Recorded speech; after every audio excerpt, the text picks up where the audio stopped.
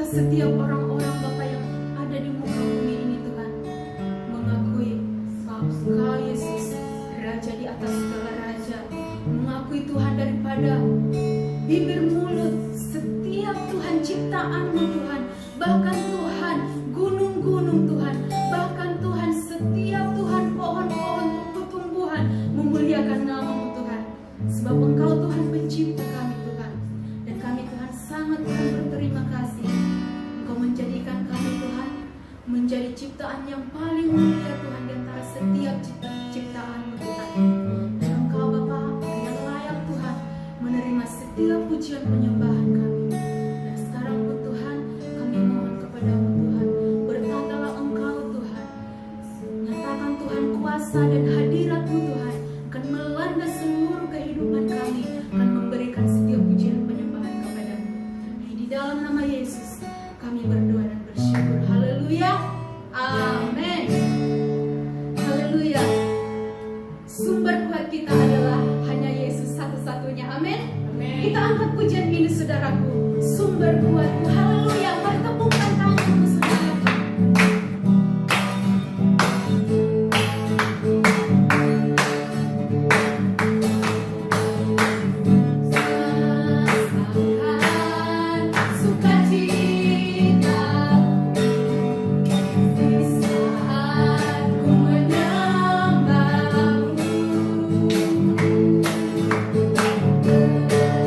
Percaya kau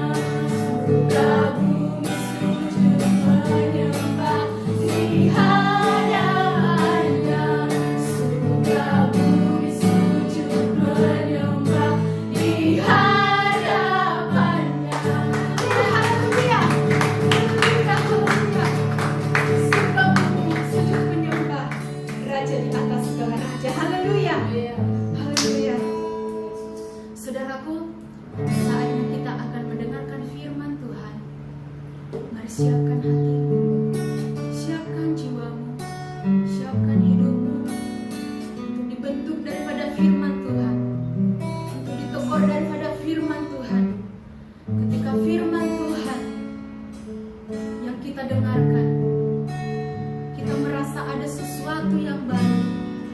Kita merasa ditegur, kita merasa bahwa kita bersalah di hadapan Tuhan, karena firman Tuhan bekerja untuk memperbaiki setiap hidup kita.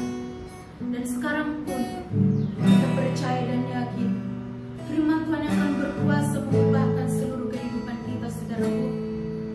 Untuk itu, bahwa setiap hidupmu, hati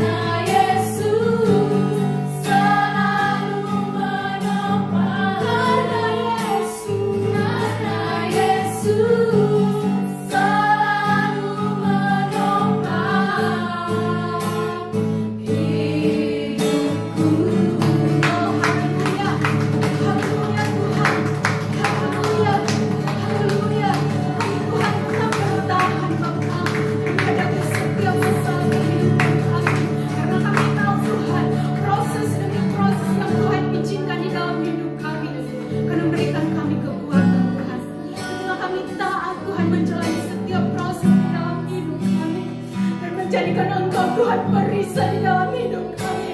Kami percaya mujizat-Mu Tuhan masih berlaku saat hari ini, esok sampai selama-lamanya. Dan mujizat-Mu masih ada buat hidup kami, buat bangsa kami, buat keluarga kami, buat gereja kami, buat dunia ini Tuhan. Mujizat-Mu masih ada, mujizat-Mu Tuhan masih berlaku. Oh, terima kasih Tuhan. Terima kasih Yesus. Oh, haleluya. Oh, Yesus. Oh,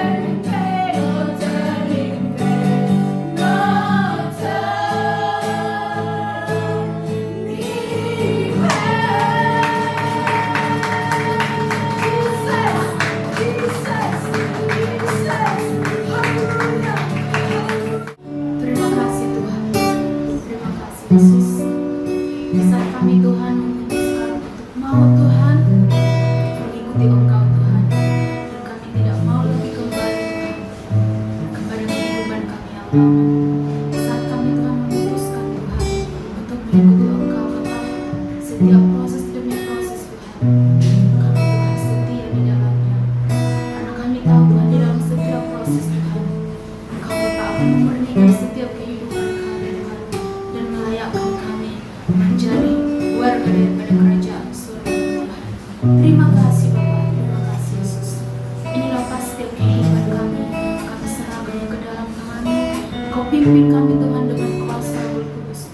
Haleluya, haleluya Yesus. Berkati Tuhan setiap anak-anak-Mu Tuhan yang mendengarkan firman-Mu saat hari ini, karena firman-Mu Tuhan akan sanggup mengubahkan, melawat, memulihkan setiap kehidupan kami. Terima kasih Yesus, terima kasih Bapa.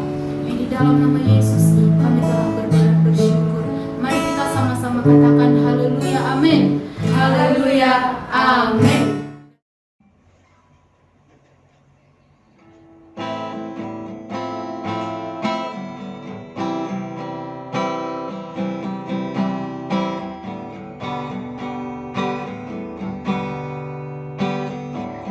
Ingat kasih-Nya, ingat kebaikan-Nya, dan anugerah-Nya selamatkanku. Sebab kasih-Nya setinggi langit, kasih setia Allah pada besar kasih Allah pada kita. Ingat kasih-Nya, ingat kebaikan-Nya, dan anugerah-Nya selamatkanku. Sebab kasih-Nya setinggi langit, kasih setia Allah pada kita. Besar kasih Allah pada kita. Besar kasih Allah pada kita. Ku takkan lupa kasih-Nya, ku takkan lupa anugerah-Nya. Dia penuhkan, Dia penuhkan, Dia puaskan hasratku. Besar kasih Allah pada kita. Besar kasih Allah pada kita. Ingat kasih-Nya, ingat kebaikan-Nya, dan anugerah-Nya selamatkanku. Sebab kasih-Nya setinggi langit, kasih setia Allah pada kita. Besar kasih Allah pada kita. Haleluya, haleluya. Terima kasih kepada setiap tim musik yang sudah membawa kita kepada hadirat Tuhan pada pagi hari ini.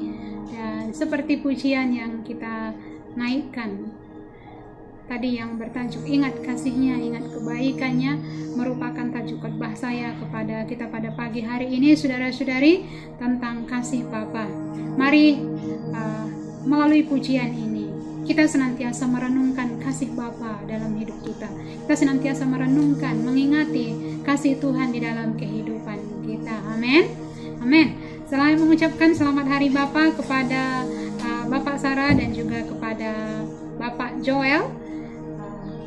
Selamat hari Bapa bagi kamu berdua. Tuhan memberkati. Haleluya. Mari kita langsung masuk kepada teks firman Tuhan pada pagi hari ini yang terambil daripada kitab Efesus babnya yang ke-13, kitab Efesus babnya yang ketiga, ayatnya yang ke-18 sampai ayatnya yang ke-19. Mari kita baca bersama-sama. Aku berdoa supaya kamu bersama-sama dengan segala orang kudus dapat memahami betapa lebarnya dan panjangnya dan tingginya dan dalamnya kasih Kristus, dan dapat mengenal kasih itu sekalipun ia melampaui segala pengetahuan. Aku berdoa supaya kamu dipenuhi di dalam seluruh kepenuhan Allah. Amin. Bapa, terima kasih buat firman-Mu pada pagi hari ini. Hamba-Mu berdoa biar setiap kami yang mendengarkan kebenaran ini ya Tuhan, kami memperoleh berkat yang luar biasa daripada kebenaran firman-Mu pada pagi hari ini. Kami dapat memahami betapa lebarnya, betapa dalamnya, tingginya kasih Tuhan di dalam kehidupan kami. Haleluya.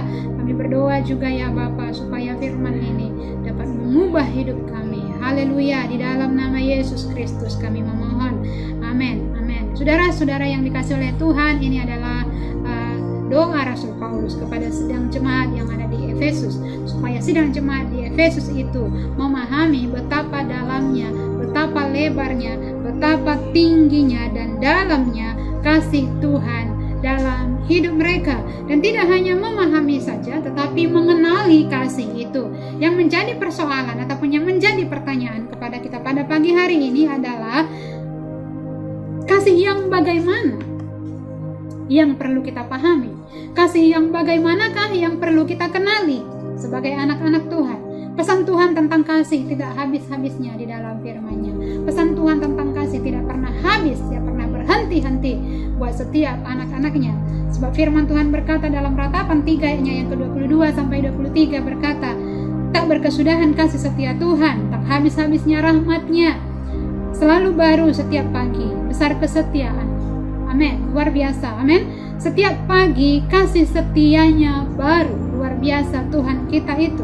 Kita diminta untuk memahami. Kita diminta untuk mengenali kasih yang luar biasa ini. Saudara, kasih yang bagaimanakah yang perlu kita kenali dan kasih yang bagaimanakah yang perlu kita renungkan ini. Ini ialah kasih yang telah turun ke dalam dunia. Yohanes 3 ayat 16 berkata, karena begitu besar kasih Allah akan dunia ini, sehingga Ia telah mengaruniakan anaknya yang tunggal, supaya setiap orang yang percaya kepadanya tidak binasa, melainkan beroleh hidup yang kekal. Ada apa dengan manusia sehingga Tuhan Yesus harus datang ke bumi ini? Saudara, firman Tuhan berkata di dalam Roma babnya yang ketiga ayat 23 berbunyi demikian, karena semua orang telah berbuat dosa dan telah kehilangan kemuliaan Allah. Roma 6 ayat 23 berkata, sebab upah dosa ialah maut. Dan 2 Korintus 5 ayat 21 berkata, Dia, Yesus, yang tidak mengenal dosa, telah dibuatnya menjadi dosa karena kita. Artinya, Tuhan Yesus datang ke dunia ini. Dan Tuhan Yesus harus mati menggantikan semua orang yang berdosa supaya kita tidak binasa, melainkan kita beroleh kehidupan yang kekal. Inilah kasih itu. Inilah kasih yang perlu kita kenali. Inilah kasih yang perlu kita renungkan, kita pahami sebagai anak-anak Tuhan. Darah Yesus telah tercurah di kayu salib untuk pengampunan dosa-dosa kita. Sebab tanpa penumpahan darah tidak ada pengampunan dosa. Ibrani 9 ayat 22 mengatakan, untuk mengampuni dosa saudara, untuk mengampuni dosa saya, maka Tuhan Yesus mati dengan cara demikian. Dia disalibkan. Dia mati di kayu salib untuk menebus saya dan saudara. Alkitab juga mengatakan, penyakit kita lah yang ditanggungnya, kesengsaraan atau penderitaan kita lah yang dipikulnya. Oleh bilur-bilurnya kita menjadi sembuh. Oh, luar biasa saudara kasih ini. Betapa lebar, dalam, dan tingginya kasih Kristus, kasih Bapa itu kepada saya dan saudara. Dan saya berdoa pada pagi hari ini, apapun situasi Anda, apapun keadaan saudara, Yesus sudah memikulnya 2000 tahun yang lalu di kayu salib. Adakah saudara saat ini sakit secara fisik? Adakah saudara sakit secara mental, jiwa? Berhubungan keluarga tidak baik, hubungan suami istri, hubungan orang tua dengan anak. Saya yakin dan percaya kasih Kristus akan melawati saudara pada pagi hari ini, karena Yesus sudah pun memikul semua penderitaan itu di kayu salib 2000 tahun yang lalu. Saudara-saudara, jikalau ada di antara saudara yang sakit, firman Tuhan mengatakan pada pagi hari ini, oleh bilur-bilurnya kita menjadi sembuh. Amin. Saya percaya kalau kita sering merenungkan kasih Kristus dalam hidup kita, maka kita semakin mengasihi Dia, maka kita semakin mengingati akan segala kebaikannya, mengingati akan segala perbuatannya yang ajaib dalam hidup kita. Ayo saudara yang saya kasih dalam nama Tuhan, jangan sampai kita mati rohani. Ayo jangan sampai kita suam-suam kuku di hadapan Tuhan, tetapi marilah supaya kita semakin bergairah, supaya kita tetap bergairah dan juga panas di dalam mengikut Tuhan, bertekun dalam mengikut Tuhan, panas, membara, berkobar-kobar di dalam mengikut Tuhan. Haleluya. Itulah yang dikehendaki oleh Tuhan bagi saya dan saudara. Renungkan kasih-Nya, ingat kebaikannya, jangan pernah lupakan kasih Tuhan, perbuatan Tuhan ini di dalam hidup kita bersama-sama. Saudara, pada pagi hari ini saya ingin menyampaikan tema firman Tuhan tentang kasih Bapa.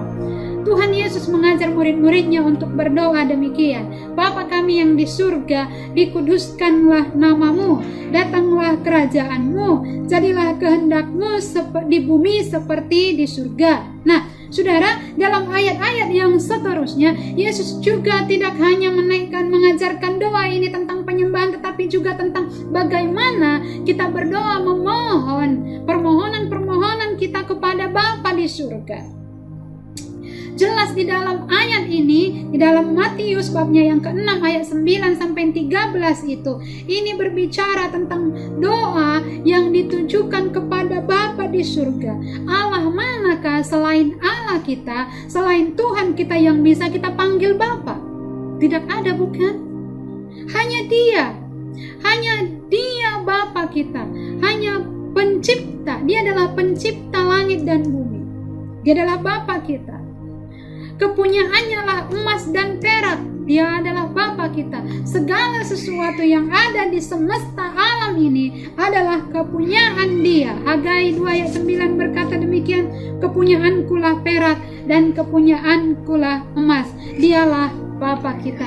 Mengapa Allah menggambarkan dirinya sebagai Bapa kepada kita sebagai umat manusia? Karena saudara, ini alasannya. Sebab manusia sangat memerlukan figur seorang ayah. Saya menyampaikan suatu cerita kepada saudara. Ada sebuah kisah nyata dari Spanyol. Seorang ayah mempunyai anak bernama Paco. Bukan Paku ya, tetapi Paco. Anaknya lari dari rumah dan ayahnya mencari anaknya ini berbulan-bulan, tetapi tidak menemukan anaknya itu. Dan apa yang terjadi? Si ayah meletakkan iklan di surat kabar. Ayahnya menuliskan iklan ini dengan berbunyi demikian, Paco sayang, temui aku di depan kantor surat kabar ini hari Sabtu jam 12 siang. Aku mengasihimu, aku mengampunimu. Itu adalah bunyi iklan tersebut. Saudara, apa yang terjadi kemudian? Pada hari Sabtu jam 12 siang, di depan kantor surat kabar itu, ada 800 orang berkumpul yang bernama Paco di depan surat kabar itu.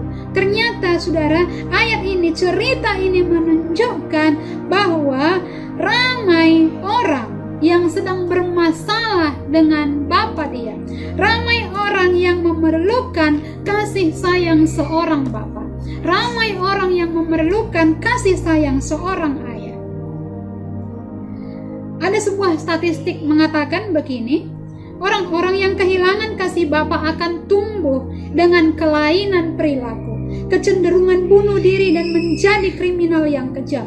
Kurang lebih 70% penghuni penjara dengan hukuman seumur hidup karena mereka adalah orang-orang yang bertumbuh tanpa kasih sayang seorang ayah.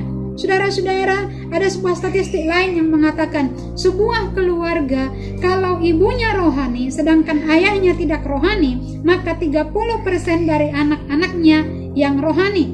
Tetapi sebaliknya, kalau di dalam satu keluarga itu ayahnya adalah rohani, ibunya tidak disebutkan ya, bukan mengecilkan ibu-ibu, tetapi ini adalah statistik ini mengatakan bahwa jikalau ayahnya rohani, biasanya 70% dari anak-anaknya akan menjadi rohani. Di sini tidak berarti mengecilkan keberadaan seorang ibu, tetapi kenyataannya di dalam statistik mengatakan demikian.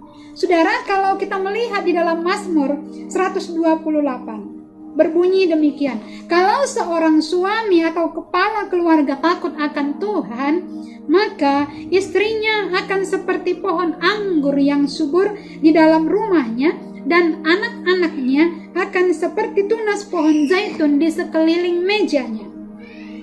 Banyak orang berkata, saya tidak bisa mengenal kasih Bapa yang di sorga karena melihat Bapa saya yang di dunia ini luar biasa kejamnya. Memang ada bapa-bapa yang di dunia ini yang kejam, tetapi ada juga yang bapaknya kejam di dalam mendisiplin anaknya. Dan anak tidak bisa menerima. Kadang ada yang terlalu membela bapa, dan kadang ada yang terlalu membela si anak. Di dalam keluarga, hal ini harus seimbang. Bapak-bapak harus menjalankan didikan sesuai dengan firman Tuhan. Amsal 23 ayat 13-14 berbunyi demikian.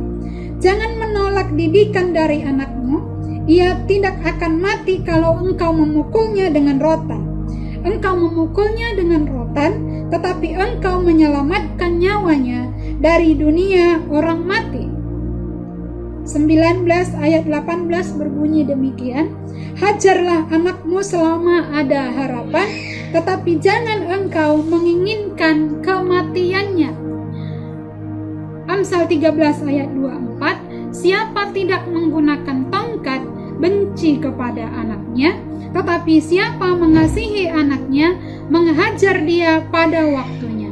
Kadang-kadang dalam keadaan seperti ini anak tidak bisa menerima, tetapi ada ayat untuk anak-anak. Jadi bukan hanya untuk bapak sahaja, bukan untuk orang tua sahaja, tetapi juga untuk anak. Amsal 13 ayat 1 berbunyi demikian. Anak yang bijak mendengarkan didikan ayahnya, tetapi seorang pencemooh tidak mendengarkan hardikan. Kita sebagai anak, jangan menjadi seorang pencemooh, tetapi jadilah anak yang bijak. Kalau dua hal ini dikombinasikan, maka semuanya pasti beres. Antara bapa dengan anak. Ya.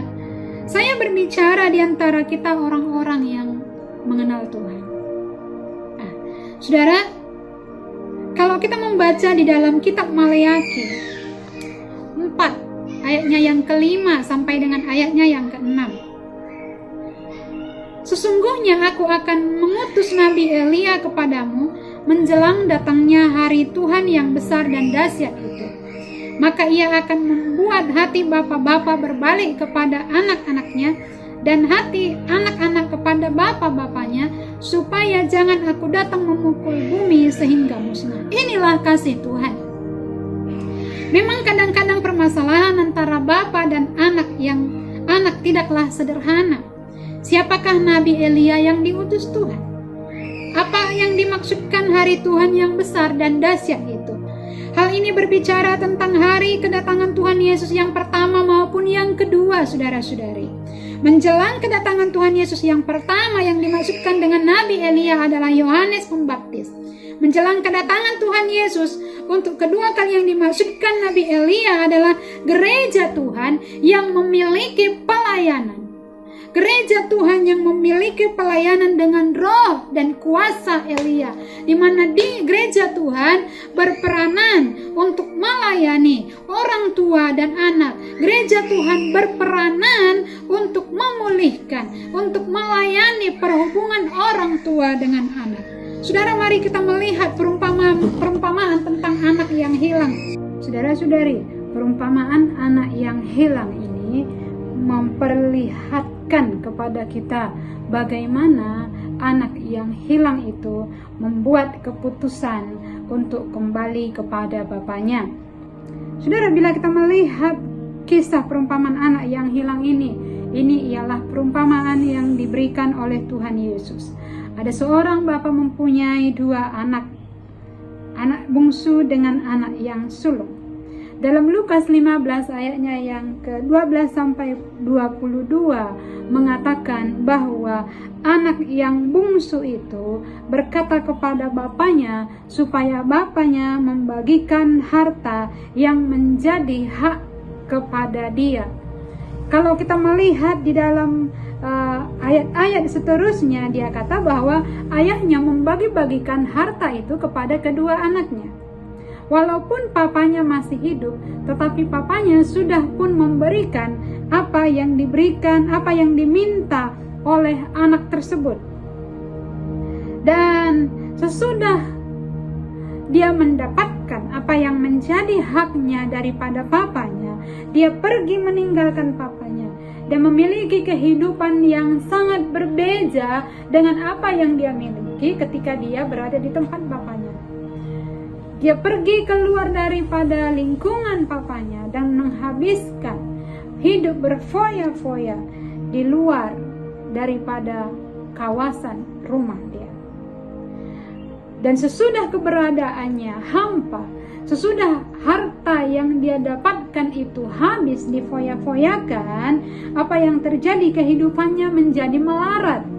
Kehidupannya melarat, dan ketika melarat itu dia menyadari bahwa dia perlukan pekerjaan. Dia perlukan pekerjaan dan dia pergi mencari pekerjaan. Dia mendapatkan pekerjaan untuk menjaga babi. Saudara-saudara, bagi orang Yahudi, babi adalah binatang haram. Jadi pekerjaan menjaga babi adalah benar-benar hina. Tapi anak ini pun mau melakukannya. Dan apa yang terjadi ketika dia menyadari keadaannya yang sudah buruk itu? Dia teringat kepada bapaknya. Dia teringat kepada pekerja-pekerja bapaknya. Dia teringat kepada rumahnya.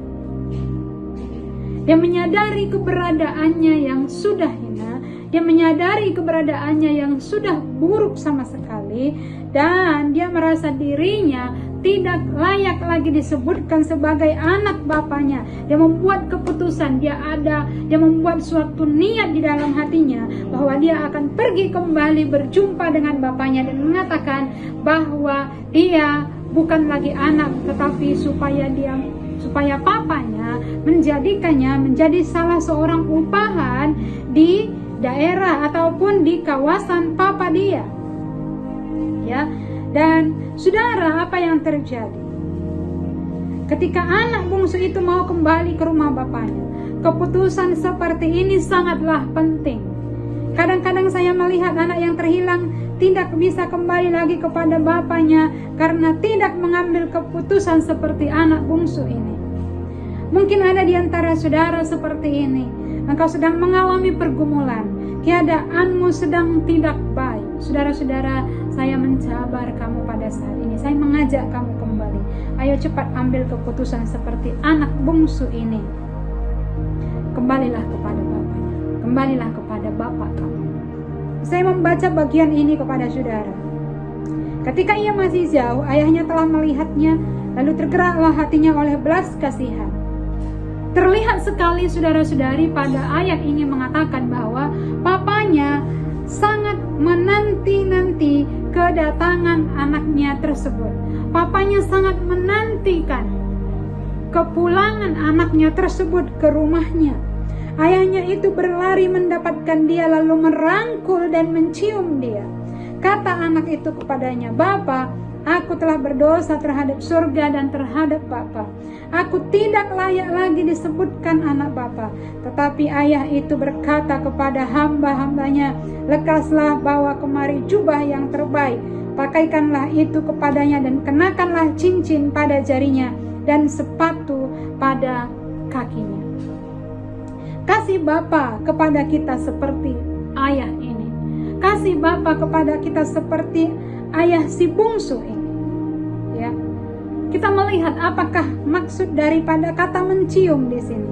Mencium sebagai lambang kasih dan pengampunan. Jubah melambangkan bahwa si ayah itu mengembalikan ataupun menaikkan harga diri anak itu menjadi seorang yang terhormat, seorang yang dikasihi, seorang yang diakui.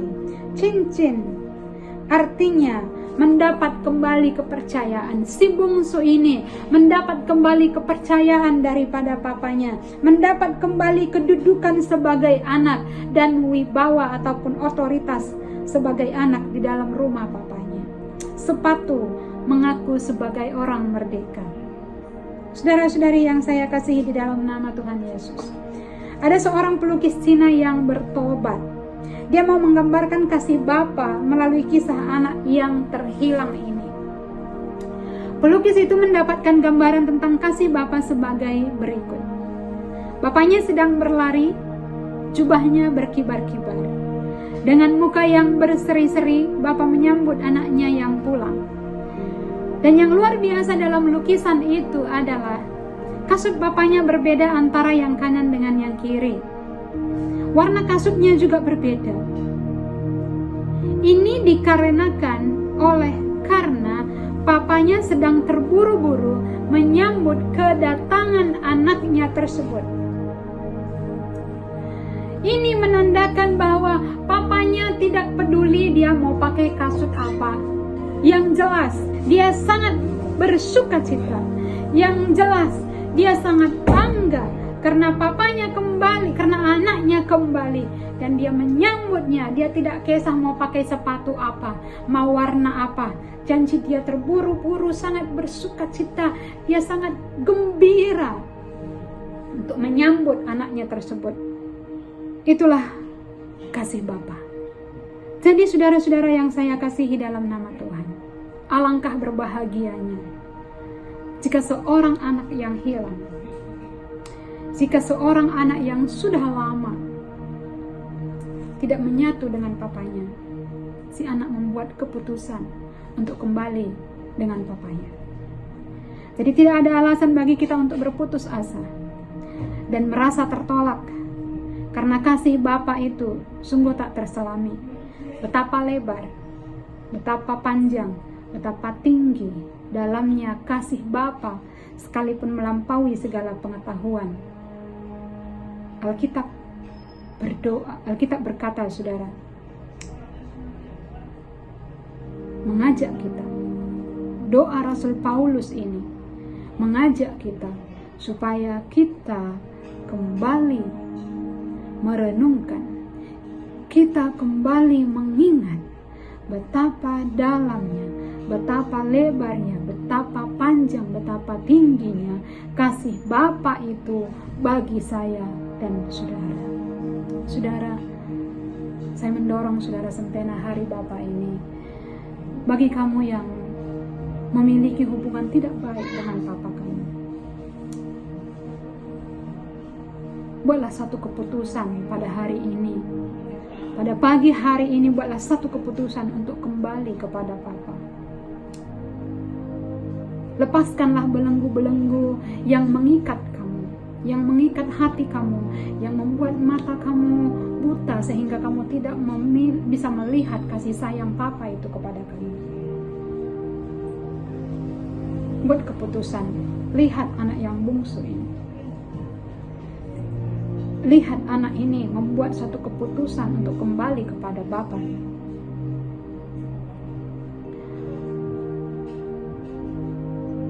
Jangan tunggu lama-lama saudara-saudari. Sempena hari Bapa ini, kembalilah. Bersatulah kembali dengan Bapa kamu. Izinkan kasih Bapa yang di surga ini memulihkan hati kamu. Mungkin kamu sudah terluka dengan Bapa kamu di dunia ini. Jangan putus asa. Jangan merasa tertolak. Saya yakin dan percaya, apa yang engkau gumuli pada saat ini, penderitaan fisik, penderitaan emosi, tekanan jiwa yang kau alami semasa ini, pada saat ini, sudah pun dipikul oleh Yesus di kayu salib ketika dia mati di kayu salib.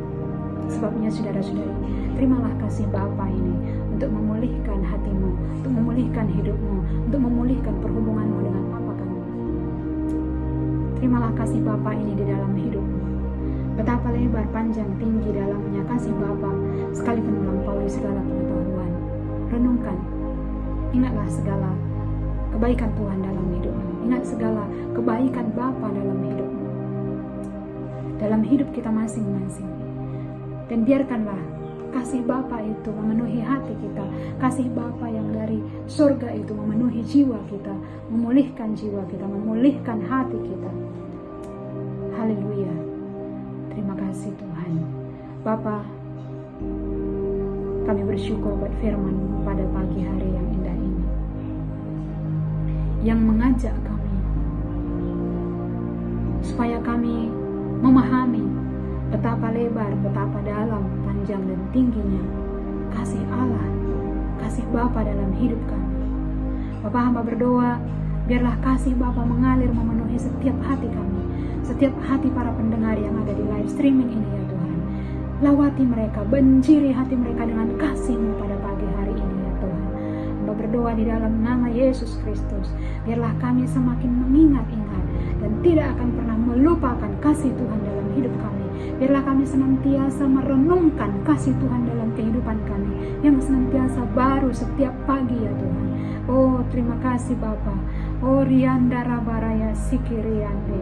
Hamba berdoa Bapa buat setiap anak-anak-Mu ya Tuhan, yang sedang bergumul ya Tuhan, yang sedang menderita mungkin karena perhubungannya tidak baik dengan papanya. Aku berdoa di dalam nama Yesus Kristus, biarlah kasih-Mu mengalir dalam hati orang tua dan juga dalam hati anak ya Bapa. Oh Bapa, tidak pedulilah siapa mereka yang bersalah, tetapi pada saat ini aku berdoa, biar kasih Tuhan melawati mereka, kasih Tuhan membasahi hati mereka, kasih Tuhan memulihkan mereka, kasih Bapa mengalir dari tempat yang maha tinggi ke dalam setiap hati anak-anak-Mu ya Tuhan. Oh Rabaraya Sande, terima kasih ya Bapa. Mengucap syukur ya Tuhan buat kasih setia-Mu ya Bapa yang senantiasa baru, tak pernah berkesudahan kasih-Mu dalam hidup kami ya Tuhan. Sebelumnya kami berdoa juga Bapa buat kaum Bapak yang ada di PCC Nilai dan PCC Mantin, Bapak Sarah dan juga Bapak Joel ya Tuhan. Biarlah kasih Tuhan senantiasa memenuhi hati mereka.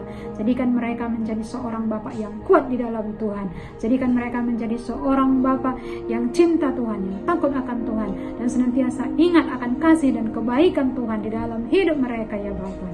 Terima kasih Bapa di surga. Engkau kekuatan dan perlindungan bagi setiap kaum Bapak yang ada di gereja ini ya Bapak. Kami berdoa juga ya Tuhan, biarlah kasih Tuhan senantiasa mengaliri hati kami ya Tuhan. Jadikan kami menjadi anak-anak Tuhan yang senantiasa ingat dan merenungkan akan kasih-Mu dalam hidup kami, kebaikan-Mu dalam kehidupan kami ya Bapa. Terpujilah nama-Mu Bapa. Hamba berkatakan berkat Tuhan bagi setiap anak-anak Tuhan, bagi setiap keluarga-keluarga mereka, Bapa, anak-anak Tuhan, sidang jemaat Tuhan PCC Nilai dan PCC Mantin, di mana juga mereka berada pada saat ini. Hamba doakan di dalam nama Yesus Kristus, biarlah kasih Bapa dari tempat yang maha tinggi mengaliri, membasahi hati mereka ya Bapa. Oh Rabaraya Sande, biar mereka mengalami satu jamahan baru, lawatan baru dalam hati mereka pada masa sempena hari Bapa ini ya Tuhan. Kasih Bapa mengalir, kasih Bapa memulihkan, kasih Bapa menyembuhkan yang sakit sekiranya ada di antara mereka yang sakit ya Bapa. Kasih Bapa membangkitkan mereka dan merestorasi kehidupan mereka semuanya.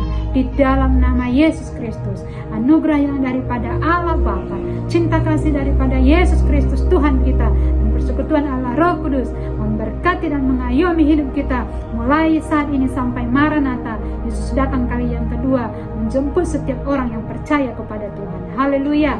Amin. Amin. Amin. Selamat hari Minggu, selamat hari Bapa. Tuhan Yesus memberkati kita semuanya.